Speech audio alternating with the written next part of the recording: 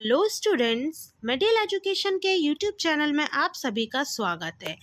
Students, ये जो video है वो कक्षा 9वीं के सामाजिक विज्ञान विषय के मॉडल पेपर सेट 1 के पार्ट नंबर 2 की है। यदि पार्ट नंबर फर्स्ट आपने नहीं देखा है तो आपको यहाँ से प्लेलिस्ट में जाकर पार्ट नंबर फर्स्ट को एंड तक वॉच कर लेना है। वॉच करने के बाद आपको पार्ट नंबर 2 आपको कंप्लीट करना है, क्योंकि पार्ट नंबर फर्स्ट में मैंने ओटी और साथ में कुछ प्रश्नों को कवर किया था। उसके आगे के जो प्रश्न हैं उनको हम इस वीडियो में देखेंगे। जैसा कि मैंने पार्ट फर्स्ट के वीडियो में भी समझाया था आपको कि ये जो अभ्यास प्रश्न पत्र है उसमें बहुत ही ज़्यादा महत्वपूर्ण प्रश्नों को रखा गया। आपके सिलेबस के अकॉर्डिंग इन प्रश्नों को यदि आप अच्छे से याद करते हैं, इनकी तैयारी अच्छे से करते हैं, तो फिर आपको डेफिनेटली एग्ज़ाम में अच्छा स्कोर करने से कोई नहीं रोक सकता। तो इसलिए उस जगह पे जो वायरल पेपर हैं या फिर किसी भी तरीके के पेपर के जो बहकावे हैं उसमें ना पड़ें और साथ में अपनी तैयारी अच्छे से मन लगा के मिडिल एजुकेशन के साथ करते रहें। इसका जो पीडीएफ है वो आपको डिस्क्रिप्शन बॉक्स से जाके डाउनलोड कर लेना है। लिंक पर टच करके पीडीएफ को डाउनलोड कर लें ताकि आप जब भी चाहें इसके जो उत्तर हैं उनको रिवाइज कर सकें। तो चलिए वीडियो को हम यहाँ शुरू करते हैं और हम देखते हैं कि हमने पिछले वीडियो में प्रश्न क्रमांक 8 तक कवर कर लिया था। अब हम प्रश्न क्रमांक 9 पे आते हैं। खूनी रविवार की घटना क्या थी?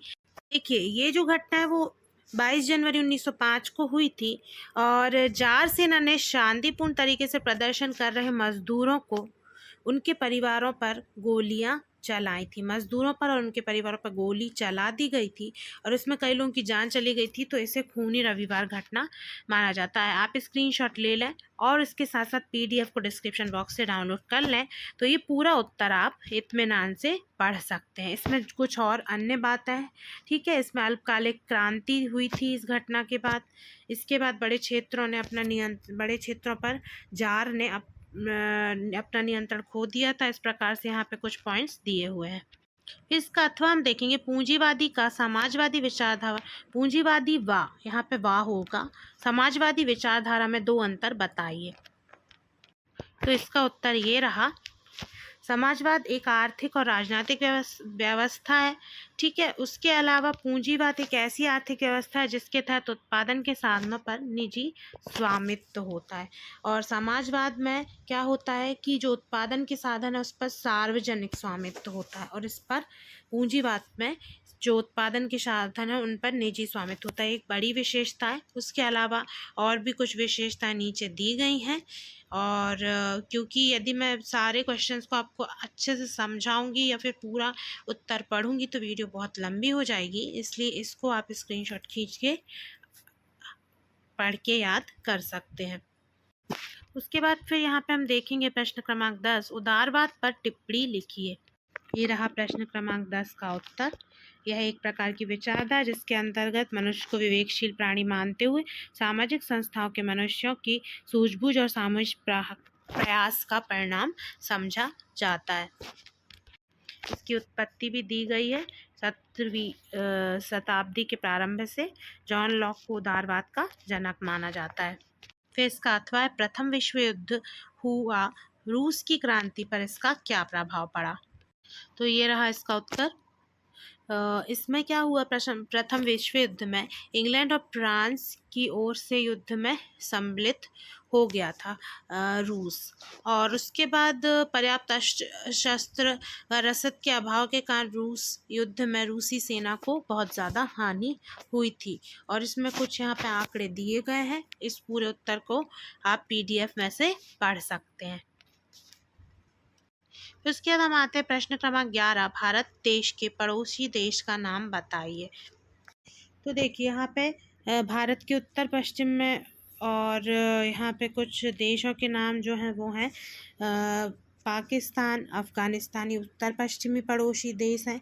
फिर उत्तरी पड़ोसी देश में है नेपाल, भूटान, चीन, और उत्तर पूर्वी पड़ोसी जो देश है वो है म्यांमार और बांग्लादेश। फिर इसका जो अथवा है वो है, कर्क रेखा भारत के किन किन राज्यों से होकर गुजरती है? तो हम यहाँ पे देखेंगे ये 8 राज्य हैं: गुजरात, मध्य प्रदेश, छत्तीसगढ़, झारखंड, पश्चिम बंगाल, त्रिपुरा एवं मिजोरम। प्रश्न क्रमांक 12 है, मानक यामी उत्तर से क्या आशय है? तो ये क्या होता है, किसी भी देश के लिए चुना गया वह यामी उत्तर होता है जिसके समय को पूरे देश का मानक समय माना जाता है, इसी को ही मानक यामी उत्तर कहा जाता है। भारत का जो मानक यामी उत्तर है वो 82°30 यहाँ पे अंश पूर्व यामी उत्तर है। उसके अलावा यहाँ पे यह रेखा प्रयागराज से होकर जाती है। भारत का जो मानक समय वो ग्रीनविच माध्य समय से 5 घंटे 30 मिनट आगे है। फिर अगले प्रश्न में हम देखेंगे, रेशम मार्ग पर टिप्पणी लिखिए। तो ये आंसर आप PDF डाउनलोड करके पढ़ लीजिए। ये जो मार्ग है ये मध्यकाल में ऐतिहासिक, व्यापारिक, सांस्कृतिक मार्गों का एक समूह था और इसके माध्यम से एशिया, यूरोप और अफ्रीका जो है वो जुड़े हुए थे। उसके साथ साथ यहाँ पे क्या होता था, इसका जो सबसे जाना माना हिस्सा वो उत्तरी रेशम मार्ग है जो चीन से होकर पश्चिम की ओर पहले मध्य एशिया में और फिर यूरोप में जाता था, जिससे एक शाखा निकलती थी और वो जो शाखा है वो ही भारत की ओर जाती थी। तो ये था रेशम मार्ग जो कि सांस्कृतिक और व्यापारिक, इसके साथ साथ ऐतिहासिक मार्ग है, उनका एक समूह था। प्रश्न क्रमांक 13 में बांगर और खादर जो मिट्टी है उसमें आपको अंतर बताना है। इसमें यही अंतर दिया हुआ है कि ये जो खादर मिट्टी है वो बांगर से अधिक उपजाऊ होती है और जो बांगर मिट्टी है वो अपेक्षाकृत कम उपजाऊ होती है। इसमें कंकड़ भी होते हैं बांगर में, इसमें चिकनी होती है यह और कैल्शियम का अभाव होता है खादर में। यह नवीन जलोढ़ मिट्टी को खादर कहते हैं और साथ में यहाँ देखेंगे प्राचीन जलोढ़ मिट्टी को बांगर कहते हैं। फिर इसके अथवा में देखेंगे पूर्वी घाट और पश्चिमी घाट में अंतर लिखिए। ये रहा इसका उत्तर, इसको आप PDF के द्वारा पढ़ लीजिए। फिर हम आगे बढ़ते हैं और देखते हैं नेक्स्ट क्वेश्चन। मैं अब जो क्वेश्चंस हैं उनको आपको एक बार बता देती हूँ, साथ में आप चाहें तो उसका स्क्रीनशॉट ले सकते हैं, क्योंकि यदि मैं एक एक क्वेश्चन को एक्सप्लेन करूँगी तो वीडियो बहुत ही ज़्यादा लॉन्ग हो जाएगी। फिर उसके बाद नेक्स्ट क्वेश्चन है क्वेश्चन नंबर 14, प्रवाल से आप क्या समझते हैं? प्रवाल के प्रकार लिखिए। तो ये रहा इसका उत्तर और ये एक तरीके के सूक्ष्म प्राणी होते हैं जो कि समूह में रहते हैं और इनका जो विकास है वो छिछले और गर्म जल में होता है। तो इसका आप स्क्रीनशॉट ले लीजिए। इसके बारे में और जो विस्तार पूर्वक है वो आप स्क्रीनशॉट लेके या PDF के द्वारा पढ़ लेंगे। फिर इसका अथवा देखेंगे, भारत के उत्तरी मैदान का वर्णन कीजिए। तो ये रहा इसका उत्तर और जैसा कि मैंने आपको वीडियो के स्टार्टिंग में भी बताया था कि ये बहुत ही ज़्यादा इम्पॉर्टेंट क्वेश्चंस का एक कलेक्शन है, तो इसको बिल्कुल भी आप स्किप मत कीजिए, मिस मत कीजिए यदि आप आपके एग्ज़ाम में बहुत ही अच्छा स्कोर करना चाहते हैं। तो ये जो वीडियोस हैं इनको आप एंड तक कम्प्लीटली वॉच कर लीजिए और साथ में ये इसमें जो प्रश्न बताए जा रहे हैं उनकी बहुत ही अच्छे से तैयारी करके आप आपके एग्ज़ाम देने जा सकते हैं। डेफिनेटली आपका जो स्कोर होगा वो बहुत ही अच्छा होगा। तो फिर हम देखते हैं नेक्स्ट क्वेश्चन। प्रश्न क्रमांक 15 है, जल विभाजक का क्या कार्य है? एक उदाहरण। तो ये देखिए, ये उच्च भूमि एक होती है जैसे कि पर्वत और दो पड़ोसी अववाह द्रोणियों को ये अलग करता है। उदाहरण में सिंधु और गंगा नदी के तंत्र के बीच जल का विभाजक। फिर इसका अथवा देखेंगे, नमामि गंगे परियोजना क्या है? तो देखिए, केंद्र सरकार की योजना है और इसे 2014 में शुरू किया गया था और इसकी शुरुआत गंगा नदी के प्रदूषण को कम करने और गंगा नदी को फिर से जीवित करने के उद्देश्य से की गई थी। जैसे कि बहुत अधिक प्रदूषण था गंगा नदी में और उसी के एक प्रदूषण को कम करने के प्रयास के लिए ये परियोजना शुरू की गई थी। प्रश्न क्रमांक 16 है, हिमालय से निकलने वाली नदियों की विशेषताएं बताइए। ये देखिए, यहाँ पे 4 विशेषताएं दी हैं हिमालय से निकलने वाली नदियों की, तो आप स्क्रीनशॉट लेके इसको अच्छे से तैयार कर लीजिए। फिर हम देखेंगे अथवा में नदी प्रदूषण को रोकने के उपाय बताइए। ये उत्तर तो आप मन से भी लिख सकते हैं, लेकिन फिर भी हम एक बार देख लेते हैं कि इसका उत्तर आपकी पुस्तक में क्या दिया गया है। तो यहाँ पे देखिए कि इसके लिए सरकार द्वारा कानून बनाए गए हैं और साथ में औद्योगिक जो कचरा है उसको नदी में प्रवाहित करने पर प्रतिबंध लगाया गया है। उसके बाद सीवेज लाइनों के जल को परिष्कृत यानी कि शुद्ध किया जाए, समय समय पर नदियों की सफाई की जाए और नदी प्रदूषण की समस्या के प्रति लोगों को जागरूक किया जाए। फिर प्रश्न क्रमांक 17 में पूछा गया है कि लोकतंत्र का क्या अर्थ है, स्पष्ट कीजिए। तो ये रहा इसका उत्तर। इसका उत्तर जो है वो तो आप बचपन से पढ़ते आ रहे हैं, और जिस प्रकार के हमारे यहाँ सरकार भारत देश में जो जिस तरीके से भी सरकार का चुनाव होता है, तो आपको पता है कि जो है वो हमारे देश में प्रजातंत्र या फिर लोकतंत्र है। तो इसका जो उत्तर है वो आप आराम से अच्छे से तैयार कर लीजिए। हम यहाँ पे देखते हैं नेक्स्ट क्वेश्चन। अब उसके बाद यहाँ पे आ जाता है लोकतंत्र की विशेषता। अभी लोकतंत्र का अर्थ पूछा था, अब हम यहाँ पे विशेषताएं देख लेंगे। देखिए यहाँ पे लोकतंत्र को यहाँ पे ब्रैकेट में प्रजातंत्र लिख दिया, तो आप कंफ्यूज मत होइए कि लोकतंत्र और प्रजातंत्र दोनों ही एक होते हैं। और यहाँ पे 5 विशेषताएं, इनको आपको वर्णन भी करना है। जनता, प्रभुसत्ता की स्वामी, शासन का संचालन जनप्रतिनिधियों द्वारा, राजनीतिक दलों के गठन की व्यवस्था, चुनाव की व्यवस्था, नागरिकों को अधिकार व स्वतंत्रताएं प्रदान करना, और फिर शासन जनता के प्रति उत्तरदायी। अब हम आगे बढ़ते हैं और देखते हैं कि अगले प्रश्न में आपसे क्या पूछा जाएगा। अगला प्रश्न है प्रश्न क्रमांक 18, और प्रश्न कहता है कि संविधान क्या है, इसकी विशेषता का वर्णन कीजिए। तो देखिए यहाँ पे हम देखेंगे ये दिया हुआ है आपका संविधान का अर्थ है, और उसके यहाँ पे जो संविधान की भूमिका है वो भी यहाँ पे बिंदुओं के आधार पर वर्णित की गई है। उसके बाद आगे बढ़ेंगे हम तो देखेंगे यहाँ पे आपको संविधान की प्रमुख विशेषताएं, जैसे कि लिखित और निर्मित संविधान है भारत का। उसके बाद देखेंगे हम तो यहाँ पे संपूर्ण प्रभुत्व संपन्न लोकतांत्रिक गणराज्य, संसदीय शासन प्रणाली, अंशतः लचीला भी है और अंशतः कठोर भी, मतलब कि परिस्थिति के अनुकूल कठोर भी होता है और लचीला भी हो जाता है। मूल अधिकारों की व्यवस्था यहाँ पे है। उसके बाद फिर हम और आगे देखेंगे तो और भी कुछ यहाँ पे बिंदु दिए गए हैं। तो ये जो बिंदु दिए गए हैं उनको आप अच्छे से तैयार कर लें। यदि ये प्रश्न जो है वो आपका 4 या 5 अंक में आता है तो आप कम से कम इसमें 5 या 6 बिंदु ज़रूर लिख के आए। फिर है भारतीय संविधान कब लागू हुआ, इस दिन कौन सा राष्ट्रीय पर्व मनाते हैं। जैसा कि बचपन से ही हमें पता, हम पढ़ते और सुनते आ रहे हैं कि जब संविधान लागू हुआ था उसको हम गणतंत्र दिवस यानी कि 26 जनवरी के रूप में मनाते हैं, और जो हमारा संविधान है वो 26 जनवरी 1950 को लागू हुआ था। तो ये जो होगा वो उसका उत्तर हो जाएगा। फिर प्रश्न क्रमांक 19 है पंथ निरपेक्ष संविधान क्या है। तो देखिए इसका अर्थ यही है कि जो भारत है वो इस तरीके का देश रहे जहाँ पे सभी धर्मों को समान अधिकार दिया जाए और साथ में किसी प्रकार का भेदभाव नहीं किया जाए। ये था इसका उत्तर। उसके बाद हम देखेंगे रबी और खरीफ की फसल क्या है, उदाहरण सहित समझाइए। तो ये देखिए यहाँ पे ये उदाहरण दिए हुए हैं, और उसके बाद फिर यहाँ पे आपको परिभाषा देखने को मिल जाएगी कि ये जो रबी की फसल है वो अक्टूबर से दिसंबर के बीच बोई जाती है और अप्रैल और मई में काटा जाता है। साथ ही साथ खरीफ की जो है वो जून से जुलाई में बोई जाती है, सितंबर अक्टूबर में इसे काटा जाता है। उसके बाद और भी कुछ बिंदु हैं जिन्हें आप अच्छे से तैयार कर लें।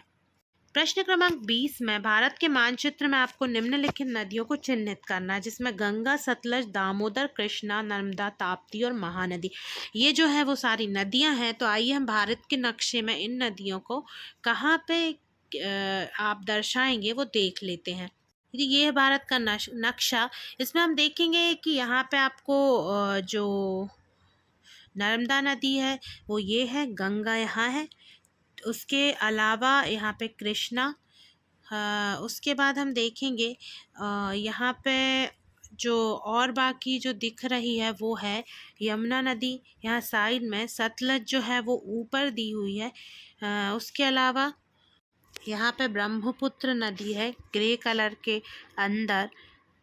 तो यहाँ पे जो भी नदियाँ हैं वो मैंने सारी बता दी, किन का स्थान कहाँ पे है।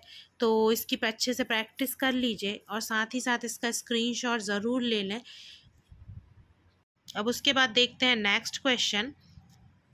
जो इसका अथवा का प्रश्न है वो भी आपको मानचित्र से ही मिलेगा। इसमें आपको झीलों को चिन्हित करना है, जिसमें चिल्का, सांभर, बुलर, पुलिकट और कोलेरू, ये 5 झीलों को यहाँ पे आपको दिखाना है। तो देखिए यहाँ मार्क भी है, ये हो गई आपकी सांभर झील। यहाँ है जो वो आपकी बुलर जो झील है वो, उसके बाद फिर यहाँ देखेंगे चिल्का, फिर यहाँ पे कोलेरू और उसके बाद फिर ये है पुलिकट। ऐसे करके आपकी 5 और झीलें यहाँ पे प्रदर्शित कर दी गई हैं। तो आप चाहे तो इनका स्क्रीनशॉट ले लीजिए, मैं फिर से मार्क कर देती हूँ। और फिर हम देखते हैं नेक्स्ट क्वेश्चन। फिर प्रश्न क्रमांक 21 है, पंजाब में खेती की लागत बहुत तेजी से बढ़ रही है, इस कथन को स्पष्ट कीजिए। ये रहा इसका उत्तर। तो उसके बाद हम देखते हैं नेक्स्ट क्वेश्चन। भारत में हरित क्रांति पर टिप्पणी लिखिए, जो कि आप बहुत ही ज़्यादा अच्छे से जानते होंगे। तो ये देखिए, ये इस पे आपको टिप्पणी है और उसके साथ साथ यहाँ पे आपको कुछ विशेषताएं भी देखने को मिल रही हैं। विशेषताओं के साथ साथ आप यहाँ पे स्क्रीनशॉट ले लीजिए, हरित क्रांति का प्रभाव भी यहाँ दिया गया है। तो ऐसे करके आप 3 बिंदुओं में इस उत्तर को लिख देंगे। प्रश्न क्रमांक 22 है, अर्थव्यवस्था के आपको प्राथमिक, द्वितीयक और तृतीयक क्षेत्र के बारे में बताना है और साथ ही साथ इनके उदाहरण भी आपको लिखना है। तो ये रहा इसका उत्तर। पहले आपको प्राथमिक क्षेत्र के बारे में स्क्रीनशॉट ले लीजिए। उसके बाद जैसे कि आपको पता होगा कि इसमें वन, पशुपालन, खनिज, इस प्रकार के जो क्षेत्र हैं वो प्राथमिक क्षेत्र के अंतर्गत आते हैं। फिर द्वितीयक है, तो इसमें जो है वो कारखाने और उसके अलावा यहाँ पे किसी प्रकार की मिल, फैक्ट्रियाँ, ये सब जो है वो इसके अंतर्गत आती हैं। और तृतीयक सेवा क्षेत्र में जो है यहाँ पे बैंक, बीमा, लोन, ये सब जो टेलीफोन, इंटरनेट, ये सब जो चीज़ें हैं वो इसके अंतर्गत यहाँ पे आ जाती हैं। फिर इसका अथवा है, बेरोजगारी क्या है, प्रच्छन्न और मौसमी बेरोजगारी में अंतर बताइए। यहाँ पे बेरोजगारी का अर्थ भी दिया गया है, जो कि आपको मौखिक भाषा में पहले से ही पता होगा, लेकिन एक बार और अच्छे से इसका स्क्रीनशॉट लेके इस उत्तर को अच्छे से देख लें। नीचे दी गए है प्रच्छन्न और मौसमी बेरोजगारी। तो पहले आपको प्रच्छन्न बेरोजगारी दी गई है और उसके बाद फिर यहाँ पे हम आगे बढ़ेंगे और देखेंगे यहाँ पे आपको मौसमी बेरोजगारी भी दी गई है। तो दोनों में इस तरीके से आप अंतर देख सकते हैं। फिर आ जाते हैं प्रश्न क्रमांक 23 पर, गरीबी उन्मूलन की वर्तमान सरकार की रणनीति पर चर्चा कीजिए। तो ये देखिए, निर्धनता उन्मूलन की जो रणनीतियाँ उस पर चर्चा है। तो यहाँ पे ये कुछ पॉइंट्स दिए गए हैं, इन पॉइंट्स को आप अच्छे से देख लीजिए। ये जो नीतियाँ, ये 2 तरीके के जो पॉइंट है वो आपको इस उत्तर में लिखना रहेंगे। इसमें कुछ आंकड़े दिए गए हैं, उन्हें भी आप अच्छे से तैयार कर लें। फिर आता है इस सेट का अंतिम प्रश्न, भारत में निर्धनता के क्या कारण है। तो यहाँ पे देखेंगे कि जो कारण है वो यहाँ पे दिए गए हैं। तो आप मेन पॉइंट लिख के इसका जो है वर्णन कर दीजिए, जैसे कि तीव्र बढ़ती जनसंख्या, पूंजी निर्माण का अभाव, बेरोजगारी, कीमत स्तर में वृद्धि। फिर उसके बाद आगे बढ़ेंगे, असमान वितरण, प्रति व्यक्ति निम्न आय, दोषपूर्ण विकास रणनीति और साथ में सामाजिक कुछ कारण। तो इस तरीके से ये उत्तर यहाँ पे ख़त्म होता है। उसके साथ साथ यहाँ पे सेट 1 भी यहाँ पे ख़त्म हो जाता है। तो यदि आप अपने एग्ज़ाम में बहुत अच्छा स्कोर करना चाहते हैं तो इस सेट को पूरी तरीके से अच्छे से पेपर के पहले तैयार कर लें। अभी काफ़ी समय है, समय से आपको जो अति महत्वपूर्ण प्रश्न है उनका जो संग्रह वो प्राप्त हो चुका है। तो इसी तरीके से अब पेपर का जो सेट नंबर 2 है वो आपको नेक्स्ट वीडियो में देखने को मिलेगा। तो वीडियो को अधिक से अधिक लाइक और शेयर करें। Thanks for watching this video.